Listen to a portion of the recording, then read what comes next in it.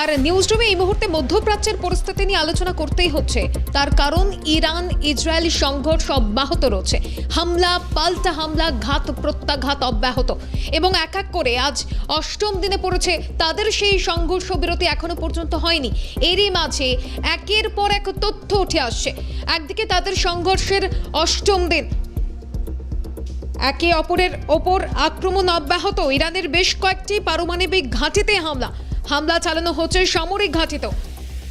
মৃত্যু হচ্ছে ইরানের সিনিয়র জেনারেল এবং পারমাণবিক বিজ্ঞানীর। ইরানি মানবাধিকার গোষ্ঠী সূত্রে যে খবর পাওয়া যাচ্ছে, ইরানে এখনো পর্যন্ত মৃত্যু হচ্ছে 639 জনের, আহত প্রায় 1500 সাধারণ নাগরিক। অন্যদিকে ইরানের পাল্টা হামলা ইসরায়েলে 400-র বেশি ক্ষেপণাস্ত্র, শতাধিক ড্রোন হামলা। যে তথ্য উঠে আসছে, ইসরায়েলে নিহত 24, আহত শতাধিক। অর্থাৎ ইরান ইসরায়েলের সংঘাতের অষ্টম দিন, একে অপরের বিরুদ্ধে আক্রমণ অব্যাহত রয়েছে। ইরানের বেশ কয়েকটি পারমাণবিক ঘাঁটিতেও হামলা এবং দুদেশের একাধিকের নিহত হওয়ার, একাধিকের আহত হওয়ার খবর সামনে আসছে। যখন মধ্যপ্রাচ্যে যুদ্ধের দামামা, ইরান ইসরায়েল সংঘাত অব্যাহত রয়েছে, তারই মাঝে একদিকে আমরা দেখেছিলাম যে ভ্লাদিমির পুতিন তিনি এই সংঘর্ষ বিরতি করার জন্য বা এই বিষয়টার মাঝে মধ্যস্থতা করার জন্য জানিয়েছিলেন। কিন্তু ঠিক সেই সময় কি হচ্ছিল, মার্কিন প্রেসিডেন্ট ডোনাল্ড ট্রাম্প তিনি একেবারে কড়া হুঁশিয়ারি দিয়েছিলেন পুতিনকে। তিনি বলেছিলেন, আগে নিজেদের দেশ সংঘর্ষ থেকে রত হোক, সংঘর্ষ থেকে বেরিয়ে আসুক, তারপর বিশ্বের অন্য দেশকে নিয়ে ভাববে। আর এই পরিস্থিতিতে পাল্টা পুতিনের তরফেও কিন্তু হুঁশিয়ারি এসেছে। আর এই পরিস্থিতিতে ডোনাল্ড ট্রাম্প পরবর্তী কি পদক্ষেপ নয়, কি পরিস্থিতি আসে, সেটা যেমন অত্যন্ত গুরুত্বপূর্ণ, আরও একটা গুরুত্বপূর্ণ বিষয় যে ইরানের বৈঠক, ইউরোপের 3 দেশের সঙ্গে ইরানের বৈঠক, জেনেভা বৈঠক, যে বৈঠক আদৌ সদর্থক হবে কিনা সেটাও গুরুত্বপূর্ণ বিষয়। আর এই মুহূর্তে আমরা আলোচনায় যাব জাতীয় সুরক্ষা এবং নিরাপত্তা বিশেষজ্ঞ আর্য ঘোষ রয়েছেন আমাদের সঙ্গে এই মুহূর্তে সরাসরি। আর্যবাবু, প্রথমেই যে বিষয়টা জানতে চাইব যে একদিকে ইরান ইসরায়েলের সংঘর্ষের অষ্টম দিন, তারই মাঝে ইউরোপের 3 দেশের সঙ্গে ইরানের বৈঠক কতটা সদর্থক হতে পারে, কি মনে করছেন আপনি? আমি স্কেপটিক্যাল, কেননা এখানে আপনার এই বৈঠকগুলো কি হয় জানেন, মানে এগুলো মানে জাস্ট লোক দেখানো বৈঠক হয়। আর এখানে ব্যাপারটা হচ্ছে যে আপনার একটা দিক রয়েছে, ইউরোপিয়ান ইউনিয়নের যে দেশগুলো, সেগুলো তো বেশিরভাগই নেটো গোষ্ঠীর অন্তর্ভুক্ত এবং নেটোর কাস্টোডিয়ান হচ্ছে আপনার আমেরিকা, ইউএস। তো সেই ক্ষেত্রে আমেরিকার প্রভাব হয়তো অনেকটা খাটবে, কিন্তু সেটা আয়াতুল্লাহ খামেনির মতন একজন ডেডলি সন্ত্রাসবাদী, মানে অমানবিক পিশাচ, আমি যাকে বলবো এক কথায়, তিনি ওই সমস্ত বৈঠকের জন্য যোগ্যই নয়। তিনি বেসিক্যালি আপনার যা মনে করেন তাই করেন এবং তিনি কোনো কিছু মানেন না। মানে তার কথা হচ্ছে ইরান চলে যাবে, কিন্তু ইসলাম যেন থাকে। এটা তো ইসলাম নয়। ইসলামের উনি মানেন না, হর্ষই মানেন না, আই মানেন না। তো এইটা ওখানকার যারা সাধারণ নাগরিক, তারা পর্যন্ত ক্ষুব্ধ। এই আপনার ওখানে যাকে মেরে দেওয়া হলো, বোধহয় আপনার যে মহিলা, তো যাই হোক, তার নামটা এই মুহূর্তে আমি ভুলে যাচ্ছি, তো তিনি হিজাবের বিরুদ্ধে প্রতিবাদ করেছিল, এইটুকুনি তার দোষ ছিল, তাও আমি বলছি কোট আনকোট। তো তাকে মেরে দেওয়া হলো। তো এইরকম ভাবেই উনি মানে কি, দেখুন মধ্যপ্রাচ্যের প্রচুর দেশ, আপনি যদি সৌদি আরবিয়া দেখেন, ইউএই দেখেন, ইউএই পর্যন্ত দেখেন, এত প্রোগ্রেসিভ নেশন, সৌদি আরব এত প্রোগ্রেসিভ নেশন, সেখানেও তো একটা কিংডম চলে না। কিন্তু এইখানে একটা ধর্মীয় নেতার আন্ডারে, তাও একটা উন্মাদ, সেই ধর্মীয় নেতা, সে যা ডিক্টেটরশিপ করে দেখিয়ে যাচ্ছে, সে তার কাছে সাদ্দাম হোসেন, আপনার গাদ্দাফি, এরা কেউ কিচ্ছু নয়। মানে উনি ভয়ঙ্কর। আমি আপনাদেরকে আবার একবার মানে আগে বলেছি, আবার বলছি, উনি ভয়ঙ্কর। উনি ওসামা বিন লাদেনের থেকে ভয়ঙ্কর। আর ট্রাম্প কি করলেন? ট্রাম্প এমন একজনকে ভাড়া করলেন, আসিম মুনির, যিনি ওসামা বিন লাদেনকে আশ্রয় দিয়েছিলেন এবং তারপরে তার সঙ্গে, ভাবুন একবার, তিনি লেস দেন আ উইক, মানে এক সপ্তাহ হয়নি, এখনো পর্যন্ত পাকিস্তান কি বলেছিল যে ইসরায়েল যদি ইরানের ওপর নিউক্লিয়ার অ্যাটাক করে তাহলে পাকিস্তান ইসরায়েলের ওপর নিউক্লিয়ার অ্যাটাক করবে। সেই এবং তার সঙ্গে ভারতকে ক্ষতবিক্ষত করে দিয়ে যাচ্ছে। ধর্মের ভিত্তিতে এতগুলো লোককে 26 জন লোককে মেরে দিল তাদের স্ত্রীদের সামনে।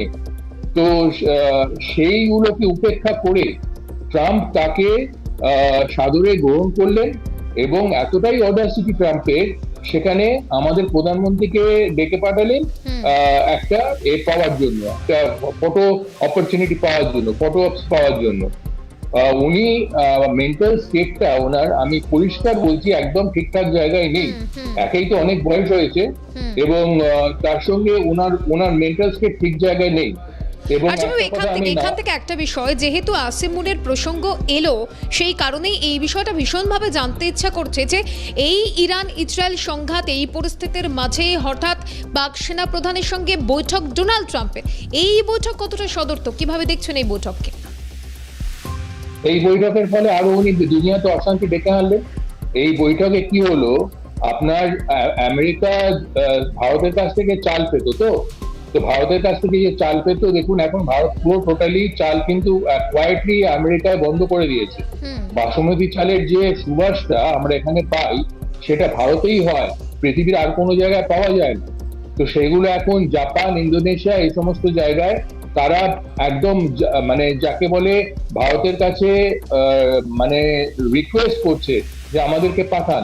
তো ভারত আস্তে আস্তে ওইদিকে ঘুরিয়ে দিয়েছে একদম, মানে কোয়াইটলি, একদম মানে না বলে।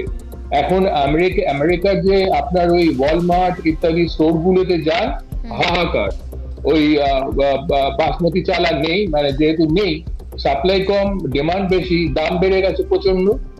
ট্রাম্প বুঝে গেছেন হারে হারে কি অবস্থা, ট্রাম্প এবং তার সহযোগীরা।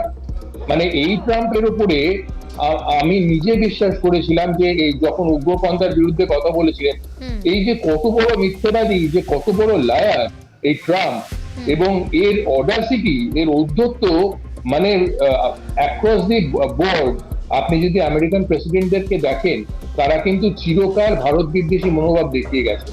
কিন্তু আর্যবাবু, ডোনাল্ড ট্রাম্পকে বারবার এই ভূমিকায় অবতীর্ণ হতে আমরা বারংবার দেখছি।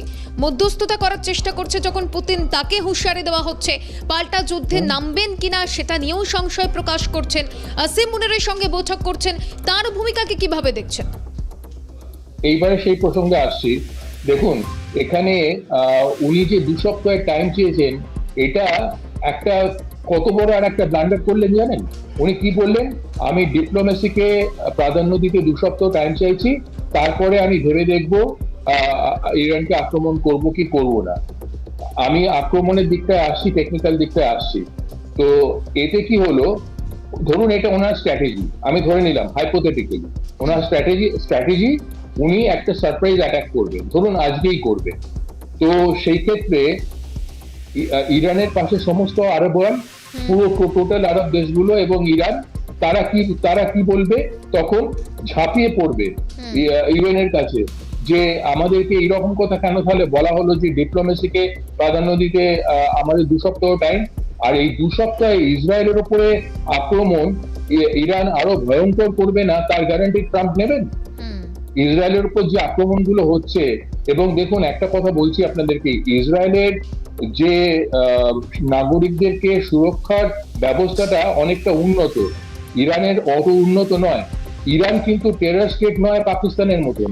ইরানের জনসাধারণ কিন্তু জানবেন অত্যন্ত ভদ্র, অত্যন্ত সভ্য, অত্যন্ত প্রোগ্রেসিভ, কিন্তু তারা ওই আয়াতুল্লাহ খামেনির মতন উন্মাদ একজন আপনার ওই ক্লারিকের আন্ডারে থেকে তারা একদম মানে কি বলবো, চূড়ান্ত হতাশ হয়ে গেছে, এবং তাদের কিছু করার নেই।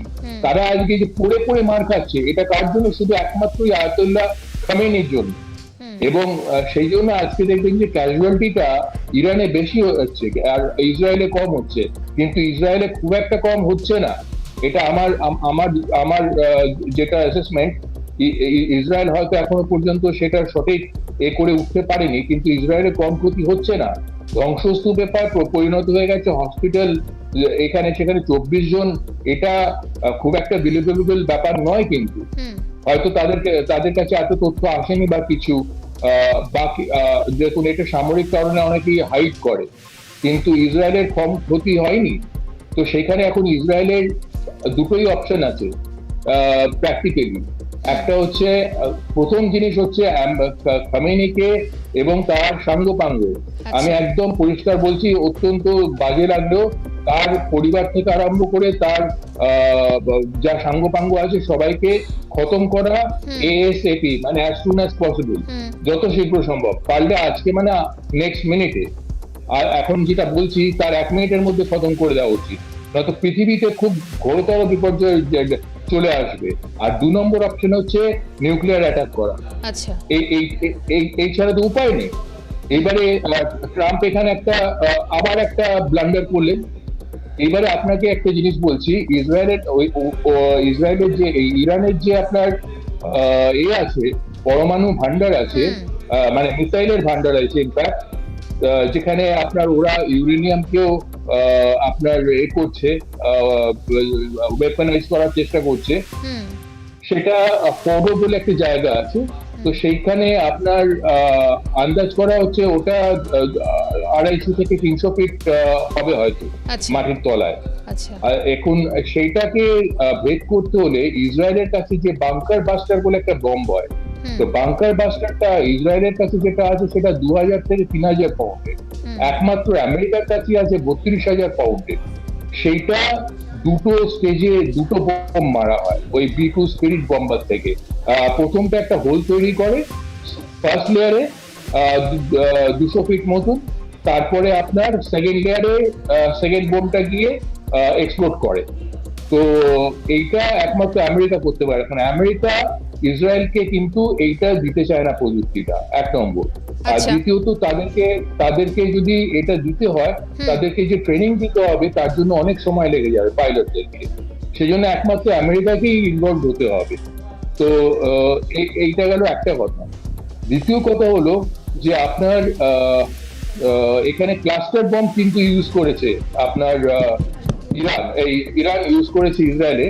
ক্লাস্টার বম্বটা হচ্ছে মানে পড়ার পরে তার অনেকগুলো অংশ কিছু কিছু পরে থাকতে থাকে অনেক এরিয়া জুড়ে। ধরুন ধর্মতলায় কেউ ক্লাস্টার বম্ব ফেললো, সেইটা ছড়িয়ে পড়লো সারা কলকাতায়, এবং কিছু কিছু সময় পরে সেগুলো ধ্বংসাত্মক বিস্ফোরণ হতে শুরু করলো, এবং তারপরে বিশাল একটা জায়গা ক্ষতিগ্রস্ত হলো, মানুষ মারা গেল। একেবারে সেটা তো ভীষণ গুরুত্বপূর্ণ বিষয় আর্যবাবু। ক্ষতিগ্রস্ত হবে বিশালাকার সাধারণ মানুষ, এবং এই যে সংঘর্ষ, সেই সংঘর্ষ পরবর্তীতে কোন দিকে মোড় নেয় সেটাও গুরুত্বপূর্ণ বিষয়।